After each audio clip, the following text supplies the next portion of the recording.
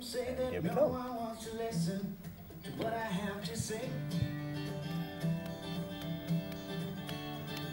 That's not you. I turned on my computer and started a weblog. Blogtv. I wanna be a Blogtv.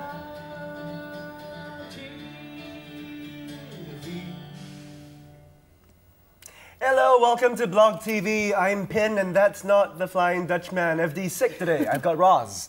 Yes, I hope you can make a clear distinction between FD and I. This is like totally the Hardy Mirza syndrome. Sorry, Hardy. I was a guest on the show like a month ago, and now I'm like hosting it. Yes. Weird. Yes. Okay, I'll ask you a question. Okay, Are you a lazy young person? That's horrible. Do you have work ethic? I do. Are you sure? Yeah. Lee is a little concerned that we don't. Okay. This is what Pin means, okay? This happened at the recent Kent Ministerial Forum, a forum to 1,200 students and academics. Now, this generation of kids are born and bred in comfort. And I'm not being rude by saying this, but so? That was a little rude. That was a little, but oh, no. So what, right? We have a clip. All right, I'm going to play this for you. Okay.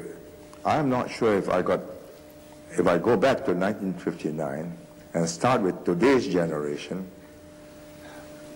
bred and brought up in comfort.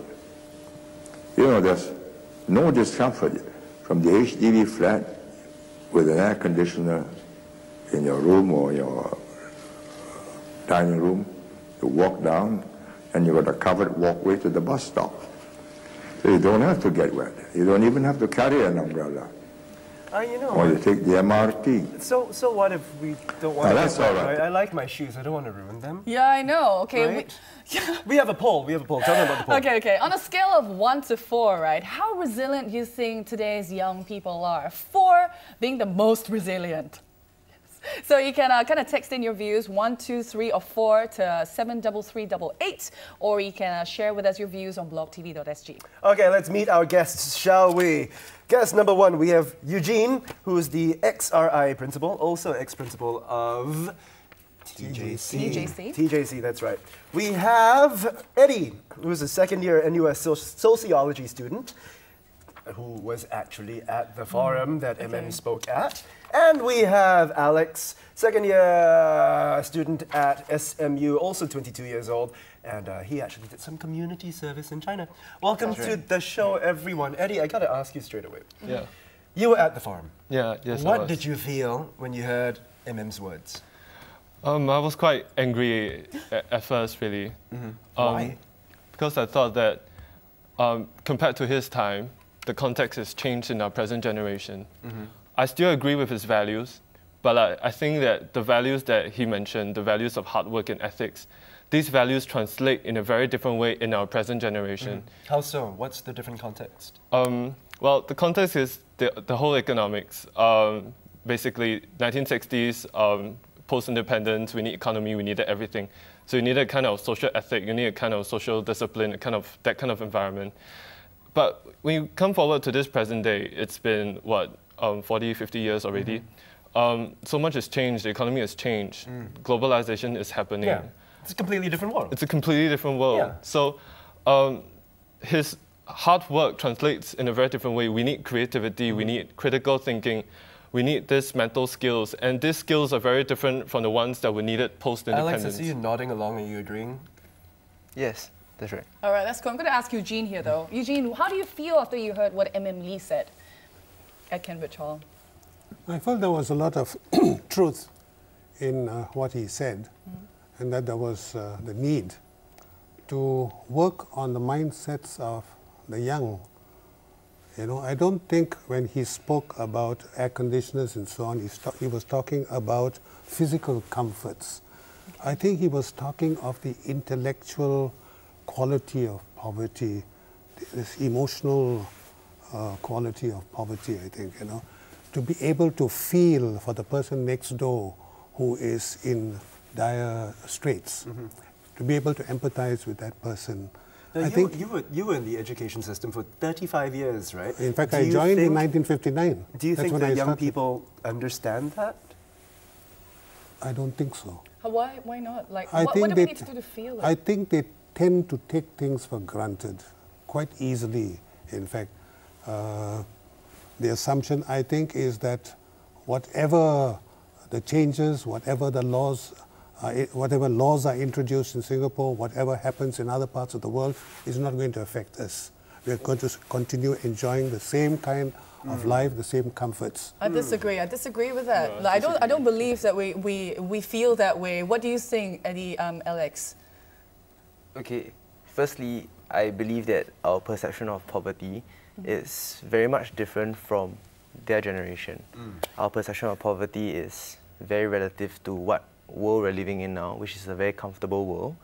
Okay, having gone on community service, I've been exposed to this different level of poverty, which is so much worse than what we ever see in Singapore. Yeah, it's true. In Singapore, and young poverty people is not don't being able to afford a understand. designer bag. Yes, yes, right? But exactly. Eugene, you were talking about, it's not just the physical poverty. You're talking about not being able to intellectualize it? To empathize. Okay. I think we empathize actually with people can. who are less fortunate.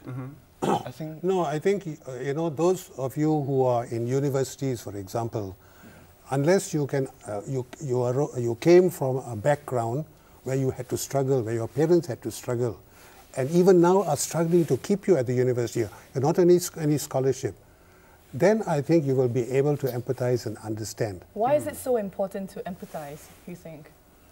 I think if you don't, you can never be a leader, because whatever the situation, there will always be those who are less endowed in society, in a social context.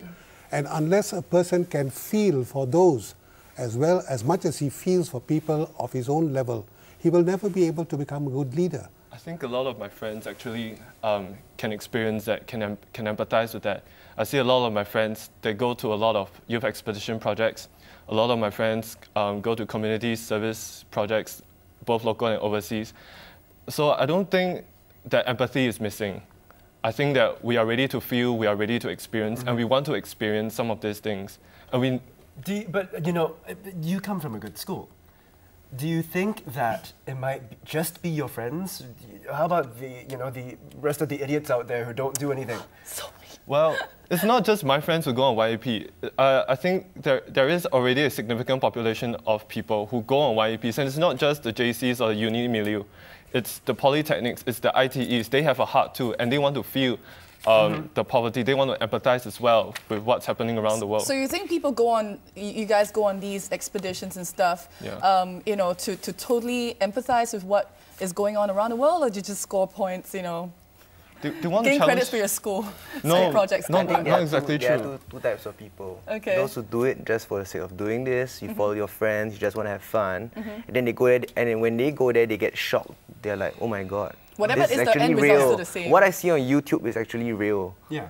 And then they sort of start to empathize. It's so sad that we have to travel out of Singapore to feel that way. Now, the millennial generation, Yeah. so there's some traits, okay, that come up in research. One of those traits of the millennial generation is that we are apparently more civic-minded. Would you agree? No, I wouldn't agree.